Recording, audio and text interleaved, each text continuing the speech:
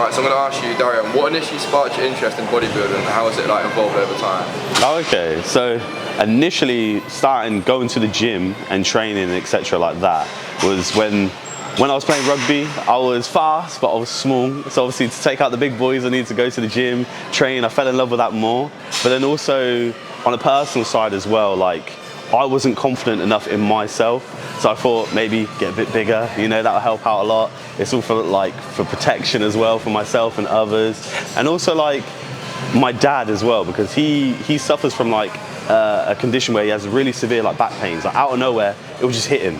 And I've seen him crying on the floor and everything like that. So in my mind, I'm like, I never want to be like that. I want to be able to play with my kids, you know, take them fishing, do whatever, run around, jump around with them. That's all I wanted to be as well. And obviously, it's good to look good, you know, be big, you know, strong. I love training heavy and stuff like that. So yeah, and I like inspiring others as well with it. Take your time answering this question, but why is dysmorphia such a huge factor in like usually people's obsession to look a certain way? Like, how does this affect you in life? Oh yeah, of course, definitely. Like even starting out, I always wanted to be, you know, bigger, stronger, faster than someone else. And then obviously going into bodybuilding, which you're literally being judged on how you look. That's like a massive factor. Like I remember I was competing with my mate, we're doing it together, and obviously we're good friends and that, and then it got to a little point where I was kind of like, no, I'm not big enough than him, I'm not leaner than him, and I started to like demonize it a little bit.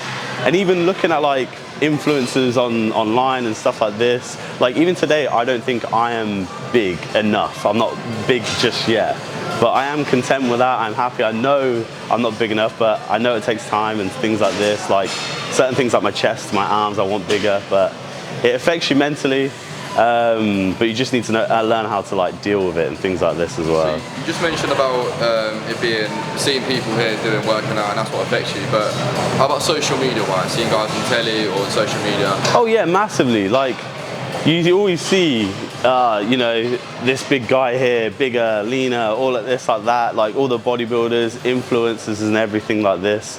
It makes you want to be like that, and obviously if you're not like that, then it's like, oh, I'm doing something wrong, or like I'm not as good as them. But a lot of the time they're either on something, or they edit in their pictures and things like that as well. So social media, it messes you up. Like even I stopped following like influencers and famous people as well because of that, because I thought I don't want to focus on what someone else looks like and what they're doing. I want to focus more on myself and just make myself happy and myself proud, you know? And just more about yourself, how do you balance your bodybuilding goals with other aspects of your life, such as work or relationships? Oh, okay, yeah. So I balance it quite well.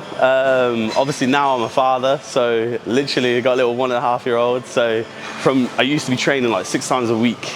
And then you just realize as well, like after a while, you don't need to train so hard or so many days. I only train now maybe 3-4 times a week if I'm lucky. And I'm still retaining muscle mass, I'm still getting stronger, I'm still getting bigger as well. So so it changes a lot massively. And obviously with work as well, I need to be here, need to be with others, need to be training others. So I only get little amounts of time to myself to, you know, get it in. How would you approach nutrition to support your bodybuilding goals? And like, what are the key like diets and principles you follow, like food-wise? Okay, so realistically, it's not, I used to be really bad. It used to be like, no, I have to eat this meal, I have to stick to this meal, I have to have that. I remember going to restaurants when I was competing, bring out my little Tupperware, and eating my little chicken and rice like that. It was so crusty. But like, yeah, it's so bad. So imagine that going on a date and you're like, hey.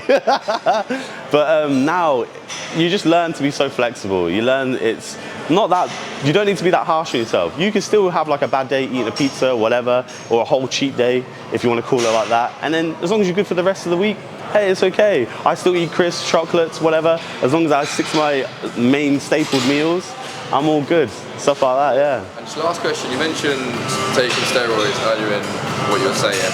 Have you ever considered taking any performance-related drug to enhance your results at all? Feel free to answer that. That's truly as honest as you want. Yeah, of course, definitely. I've never taken any. I've even been tested as well. So like the federation that I was doing is UKDFBA, so drug-free federation as well. So like, of course, I've always wanted to do it. I could imagine I'd be way bigger, way stronger, way leaner. But in my mind as well, if I was ever going to do something like that, I would rather do it for something that earns me money.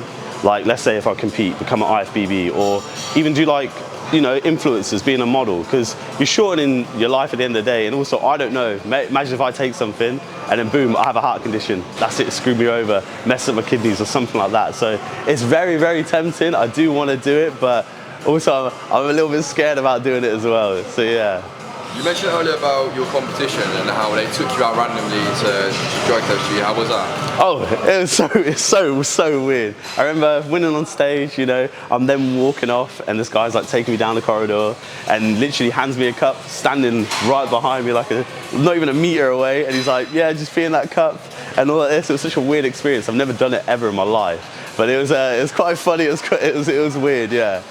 So luckily, and thankfully, nothing's come back, not that I know of. So yeah, so we're all good, we're all good. That's it, and that's it. Questions, I've run out now, that was perfect. Yeah? Appreciate it. Yeah. No worries, no worries.